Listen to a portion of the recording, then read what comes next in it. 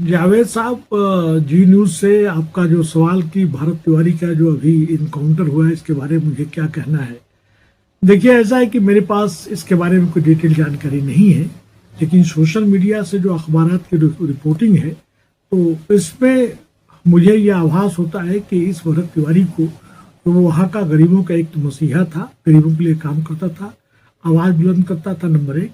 दूसरा जो है, ये गवर्नमेंट की पॉलिसीज को ये कहीं न कहीं क्रिटिसाइज करता था। तो फिर इसको जो है एक तरह से इनकाउंटर यूं दिखाया गया, जो वही जानकारी मिल रही कि उसको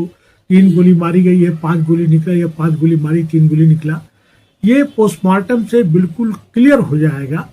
कि इसको ये इनकाउंटर है, रियल इनकाउंटर है, या जैसे कहते हैं हिंदी में मुठभेड़ है, या कस्टडी में लेकर गोली मारी गई है, नंबर एक। नंबर दो जो है, स्टेट ह्यूमन राइट कमीशन और नेशनल ह्यूमन राइट कमीशन जो है, देखा जाए तो वहाँ पे कंप्लेन तो करना चाहिए, लेकिन चूंकि सभी ये एजेंसीज जो है सरकार की, वो कहीं न कहीं दबाव में आके काम कर रही हैं, तो इसमें जरूरी है कि लोग एक पीपुल्स कमीशन, यानी आम जनता, एक पढ़े लिखे लोगों का, जिसमें एक लॉयर हो और एक रिटायर्ड कोई पुलिस अफसर हो, और या वहाँ का जो पढ़ा लिखा जो टीचर हो, उसको एक कमिटी कॉन्स्टिट्यूट कर दे, जिसे हम लोग पीपुल कमीशन कहते हैं। जहाँ जहाँ गवर्नमेंट ने जाति किया है तो उसके खिलाफ ये इंक्वायरी करके और उसको रखे सामने, आम जनता के सामने रखे। अक्सर आज के डेट में जो हो रहा है कि अगर SC ST दलित या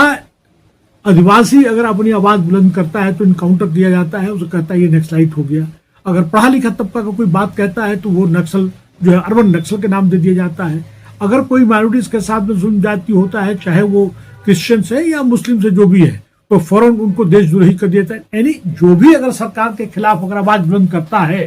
तो उसको जो है कहीं न कहीं देशद्रोही का नाम देके या क्रिमिनल आपराधिक तत्व नाम बता के उसको इनकाउंटर कर दिया गया है। मेरा सिर्फ ये कहना है,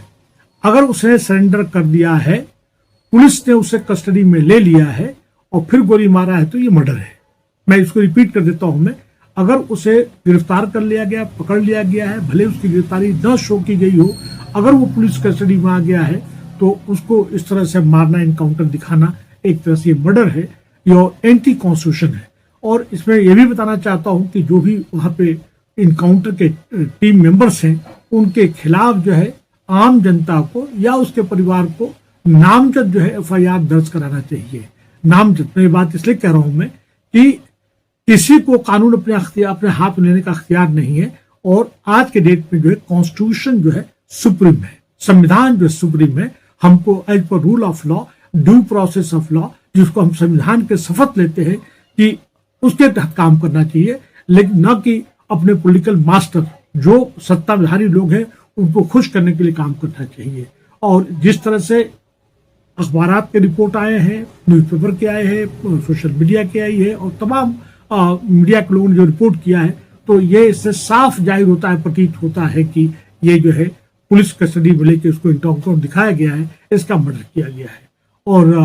मैं चाहता हूं कि इसकी जो है एक थॉरो जो है इंडिपेंडेंट इंक्वायरी होनी चाहिए। और क्योंकि तमाम गवर्नमेंट एजेंसीज जो है वो अब जो है कहीं न कहीं शेडो में, दबाव में आके काम करती हैं, तो ऐसे में जो वहाँ का बुद्धिजीवी वर्ग हो, जिसमें पढ़ा लिखा तबका है, जैसे एक टीचर हो हाईली क्वालिफाइड, या एक सीनियर जर्नलिस्ट हो, और उसके साथ साथ में वकील हो, या इवन रिटायर्ड पुलिस अफसर हो, उसके साथ बैठा के इसकी पीपुल कमीशन बैठा के इसकी थोड़ा इंक्वायरी होनी चाहिए और नामजद कंप्लेन करना चाहिए। और आप ऐसे तो आपने सवाल जो कर रहे हैं, देखिए जावेद साहब, मैं उन सबका जवाब देना मुश्किल है क्योंकि मैं उसमें कुछ नहीं कहूंगा। हाँ, इतना जरूर है कि कहीं न कहीं इसमें पुलिस के द्वारा जो है हाई हैंडेडनेस या बेजा जो है अपने अथॉरिटी का, अपने अख्तियार का इस्तेमाल किया गया है। और कुल मिला के ये कहना चाहूंगा कि इस तरह के नहीं होना चाहिए। आपको बहुत बहुत शुक्रिया जावेद साहब, thank you very much, thank you.